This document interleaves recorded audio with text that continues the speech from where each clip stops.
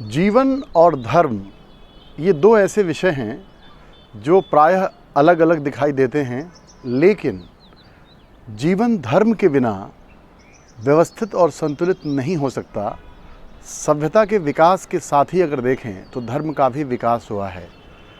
धर्म को लेकर तमाम मतांतर भी है और लोगों ने अपनी रुचियों के अनुसार धर्म का चुनाव भी किया है, लेकिन वास्तव में धर्म जिसमें जीवन का उद्देश्य प्रकट हो सके वो है।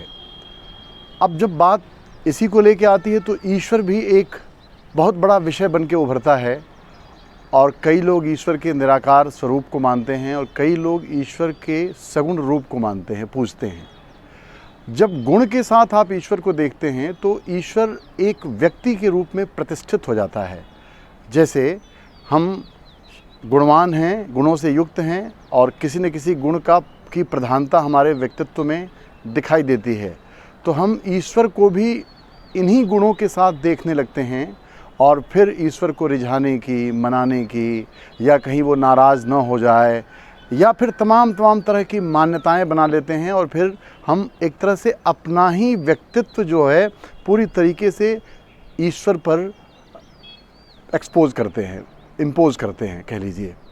तो ऐसी स्थिति बनती है तो हम ईश्वर की पूजा करने लगते हैं।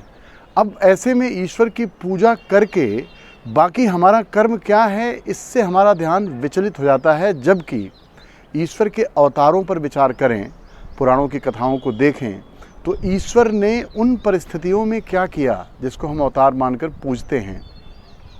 तो ईश्वर का कर्म उन्हें ईश्वर बनाता है, लेकिन हम लोग कर्म पर ध्यान देने के बजाय ईश्वर पर ध्यान देते हैं और ईश्वर को पूजना या धर्म को मानना अपना कर्म बना लेते हैं और फिर हमारा कोई कर्म धर्म से युक्त नहीं होता, इसलिए कर्म पूजा योग्य नहीं होता। एक बात ध्यान रखिएगा, जब हमारा कर्म पूजा के योग्य नहीं होगा तो हम पूजा को कर्म बना लेते हैं। अक्सर आपको इस तरह के लोग दिखाई देंगे जिन्होंने पूजा को कर्म बनाकर बाकी अपने कर्मों के प्रति अपनी चेतना या अपना जो क्या कहते हैं जागरूकता कम कर ली है और वो ऐसे कर्म करते हुए तनिक भी नहीं हिचकते जिस कर्म से लोगों को दुख हो। एक बात बहुत गहरे में समझने की ज़रूरत है कि जिस कर्म से लोगों को दुख होगा वो कर्म कभी आपको भी सुखी नहीं कर सकता। आप अपने अगर जीवन के अनुभवों में ध्यान दें तो आप दुख किसी को देते ही तब हैं जब आप किसी से दुखी होते हैं, या दुखी व्यक्ति ही दुख दे सकता है। तो धर्म जो है वो मनुष्य को दुख से कैसे मुक्ति दिलाए, दुख का निरोध कैसे हो, इसके लिए बना। तो धर्म को जीवन धर्म भी कह सकते हैं, क्योंकि अपने जीवन में कोई दुख चाहता नहीं है। दुख हमारे चाहने से नहीं आता। कई बार आप विचार करिए कि हम चाहते सुख हैं फिर भी हम दुखी रहते हैं।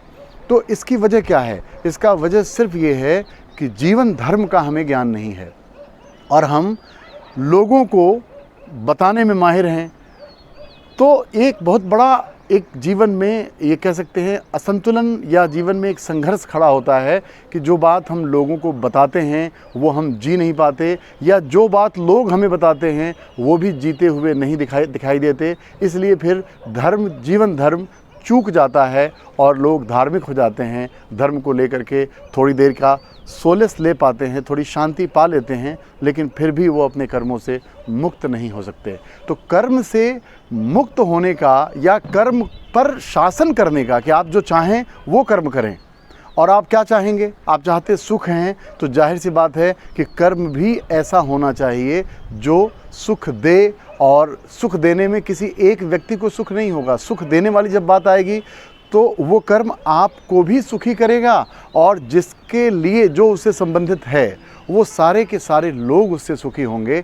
इसलिए हमें जीवन धर्म को जानना चाहिए। धर्म जीवन को धारण करता है। धारयेत इति धर्म हम कहते भी हैं, लेकिन जहाँ धर्म नहीं होता वहाँ जीवन सिकुड़ जाता है, सिमट जाता है और फिर हम कहीं न कहीं मनोकायिक बीमारियों के भी शिकार होते हैं, क्योंकि जीवन धर्म का पालन नहीं हुआ। जीवन धर्म बहुत ही मूल्यवान विषय है, इस पर और भी आगे हम चर्चा करेंगे। उसके लिए आप हमारे साथ बने रहिए और अधिक लोगों तक ये बात पहुंच सके इसके लिए आप इस चैनल को सब्सक्राइब भी करिए और किसी के मन में कोई प्रश्न उठ रहा है इस विषय को लेकर, तो उन प्रश्नों को भी आप कमेंट में लिख सकते हैं ताकि आपके प्रश्नों के अनुसार हम विषय को आगे बढ़ा सकें। धन्यवाद।